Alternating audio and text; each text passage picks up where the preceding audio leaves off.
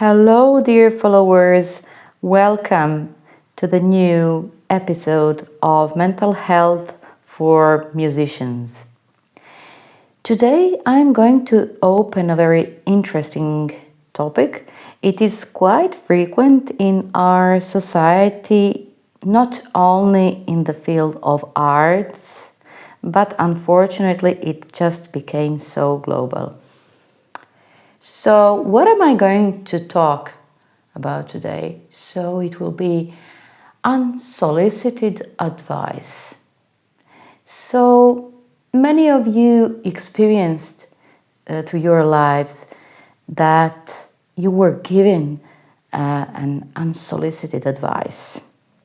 And I'm sure that in 99% it was kind of pure patronizing, and it was unnecessary, it was hurtful, it was not constructive, and it was just a pure distraction.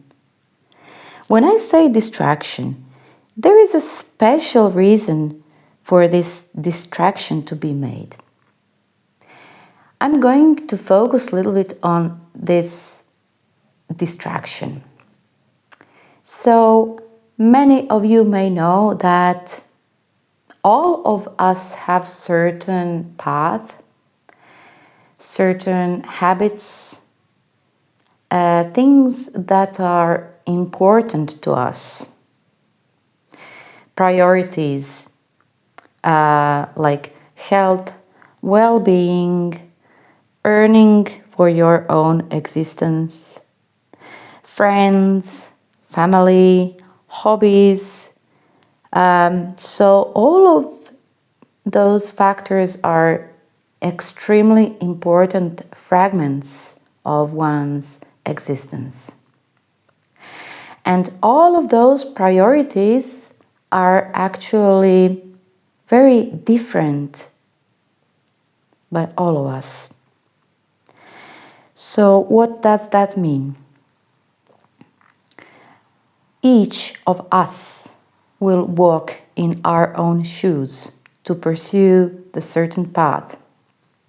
This path may have a lot of surprises, and it may not develop 100% in the way that we thought it will develop.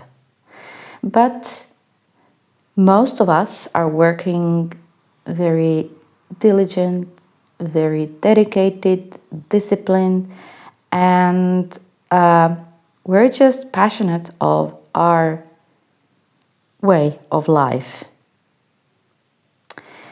When we hear something in terms of distractions in this unsolicited advice, there is a big meaning of this distraction. First of all, let's come back to this sentence, what I said, we're walking in our own shoes. So nobody else is pursuing that, but it is only us.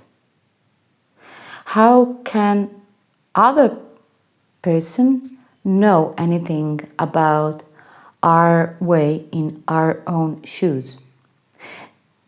They can know maybe partially, but they cannot know completely. So it is something quite indifferent, and it is slightly hard to not to react on this indifferent word or expression or advice.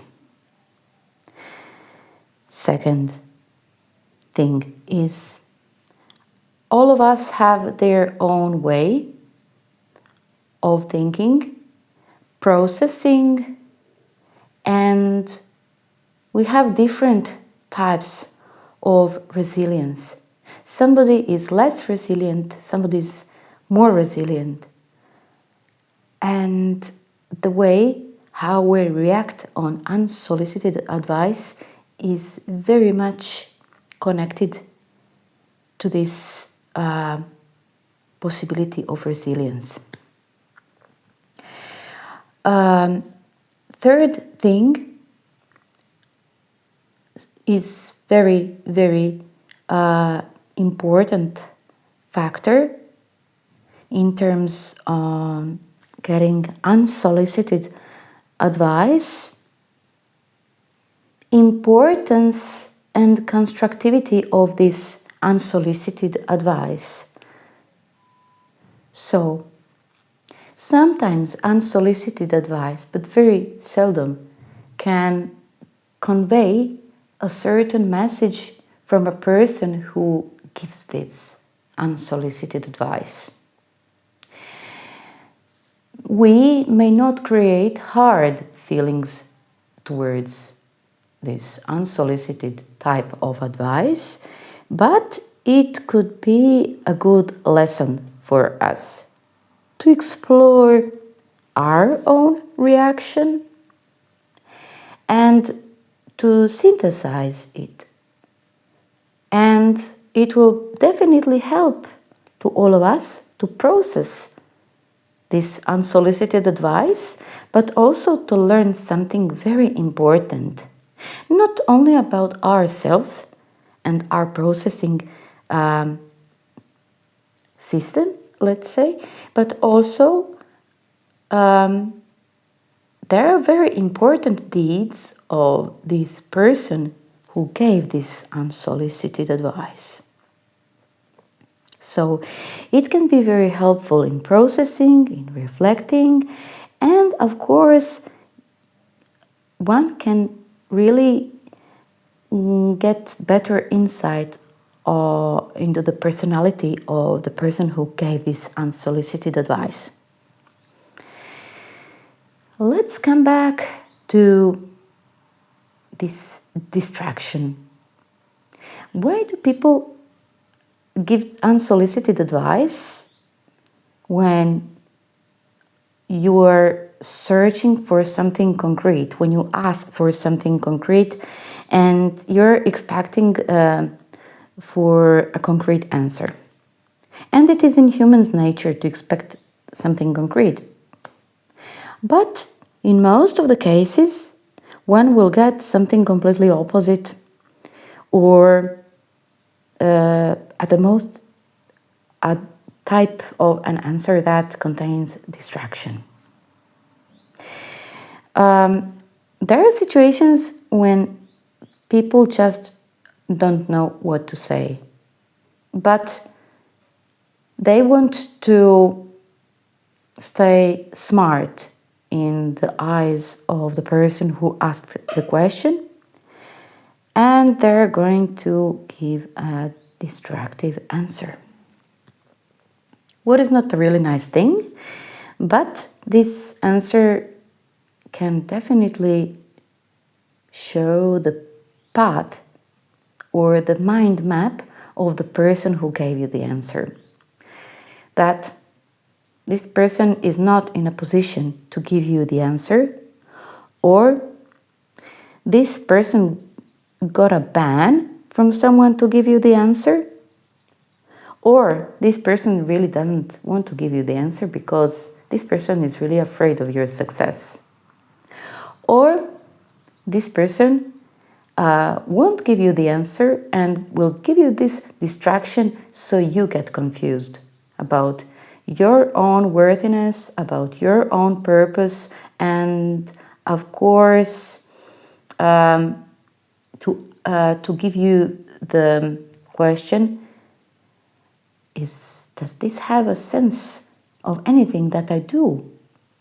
So there are a lot of questions, and it can really be very helpful to make reflection of oneself, but also about reflection about the person who answered this question and gave the unsolicited advice. Unsolicited advice can also be a result of non-asked question, like a tip or it can be some kind of an argument, or it can be a result of the pressure created in the soul of a person, and this person just wants to get rid of this pressure and just to make a comment in form of the unsolicited advice. So there are a lot of dimensions of these unsolicited advices, persons who really love to give them, situations, and of course the people who get involved into those unsolicited advices directly or indirectly, or voluntary or non-voluntary. All of these are the situations that are sometimes quite unpleasant, but when we try to dig a little bit under the surface and explore that, it is not so bad, because by those unsolicited advice that is given, we can discover a lot about the person who loves to give those unsolicited advice, and of course we can discover a lot about ourselves who react on those unsolicited advice. So these are the things that I wanted to convey to my dear audience, to my dear friends, to my dear artists, performing artists or visual artists, all of the possible artists. I think it was something very important to mention and to help you process this unsolicited advice, or it may not be important to these unsolicited advices just come from the random person or a superficial friend. Then it is very well known it is not of such a big importance. But when unsolicited advice comes from a very well-known person, then it is time to make small inventory of your thoughts, of your relations with those persons, and of course to make reflection on your own life quality, relations, your creativity, and everything what makes your life, from those very tiny things to those big things. So that would be all for today. And if you got any tips, questions,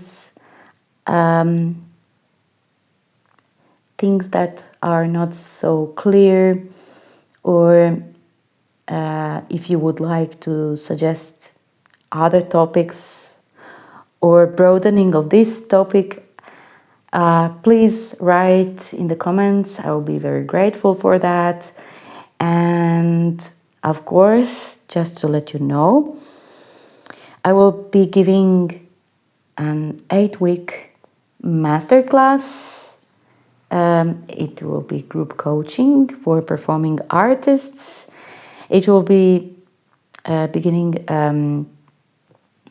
in June, on 1st of June, and it will be like a semi-intensive summer masterclass that will help to the artists to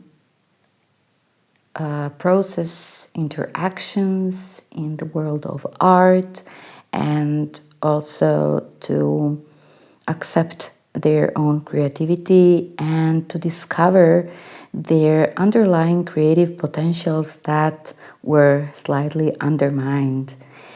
So I'm inviting all of you to join this group training. I will be very glad to share my expertise and, of course, to inform you and help you to fortify your creativity, that will also fortify your life quality.